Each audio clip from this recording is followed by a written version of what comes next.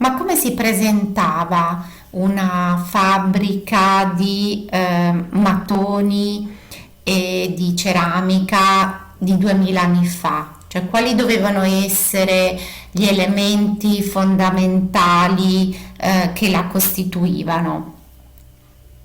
Innanzitutto veniva scelto un ambiente particolare dove realizzarla, ossia un ambiente in cui si potevano trovare gli elementi naturali fondamentali per l'esistenza di una fabbrica di questo tipo. Quindi innanzitutto la materia prima, quindi l'argilla naturale che costituiva il terreno, diciamo, della zona.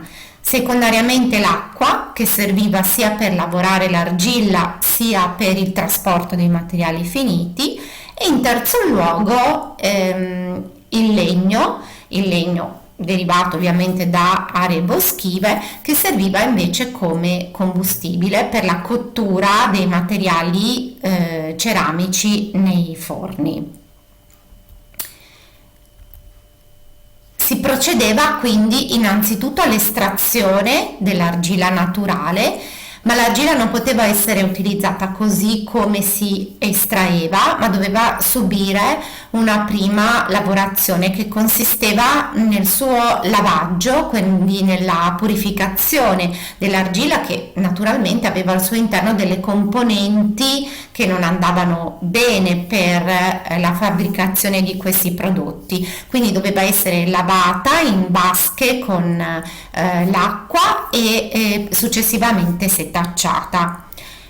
In secondo luogo, per certe produzioni ceramiche venivano invece aggiunti degli inclusi, quindi dei sassolini, degli elementi di varie componenti che servivano a rendere più resistente il vaso per degli utilizzi particolari, come ad esempio i vasi da cucina, quindi per la cottura dei cibi. Con l'argilla, che quindi aveva subito questa prima lavorazione, poi venivano modellati i prodotti, che potevano essere da una parte i vasi, quindi che venivano modellati al tornio. In età romana ormai si usava il tornio veloce, che quindi permetteva una lavorazione sicuramente più accurata, più precisa. Il tornio era collocato in ambienti proprio destinati a questo. Dall'altra parte invece si lavoravano i laterizi, quindi una lavorazione diciamo più grossolana, con degli stampi che venivano creati appositamente per la produzione di questi materiali.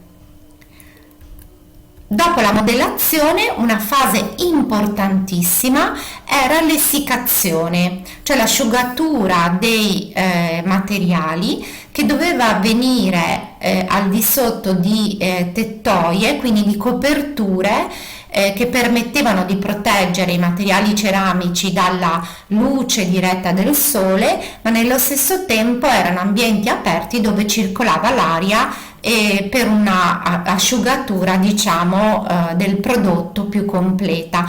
Questa fase era fondamentale perché un'essiccazione, un'asciugatura non corretta poteva compromettere poi la cottura del materiale ceramico e quindi provocare la rottura del materiale ceramico stesso. La fase sicuramente più importante era appunto la cottura, che avveniva in forni che venivano realizzati appunto appositamente.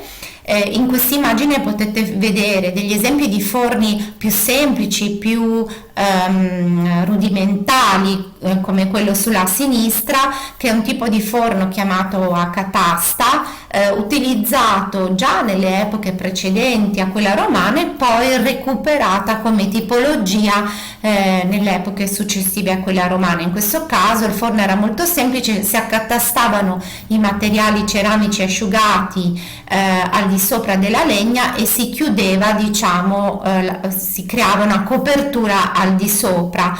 La cottura in questo caso non era una cottura molto precisa, non uniforme. Invece sulla destra vedete gli esempi dei forni più tipici dell'epoca romana in cui c'erano delle sorte di, diciamo, di corridoi sotterranei in cui veniva infilata la legna da ardere, al di sopra c'era un pavimento forato su cui venivano appoggiati i materiali da cuocere, dai fori passava il calore appunto che permetteva alla ceramica o ai laterizi di cuocere e poi sopra il tutto veniva chiuso da una volta che veniva smantellata, diciamo, dopo ogni cottura. La temperatura che si doveva raggiungere all'interno di questi forni era di circa 1000 gradi, ovviamente tenete presente che era molto difficile da controllare manualmente senza dei termometri, no? Che permettessero di capire quando si era raggiunta la temperatura giusta, e quindi questa operazione della cottura richiedeva una grande abilità, una grande conoscenza da parte degli operai, degli artigiani, e una conoscenza che derivava da una lunga esperienza acquisita.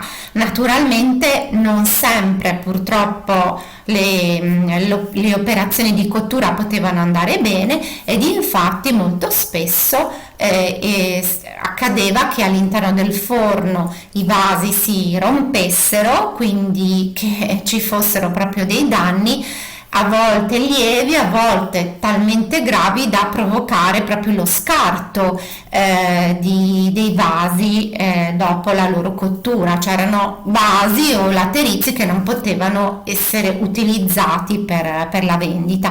In questo caso all'interno degli impianti produttivi venivano create delle fosse proprio destinate a riunire tutti questi scarti da eliminare.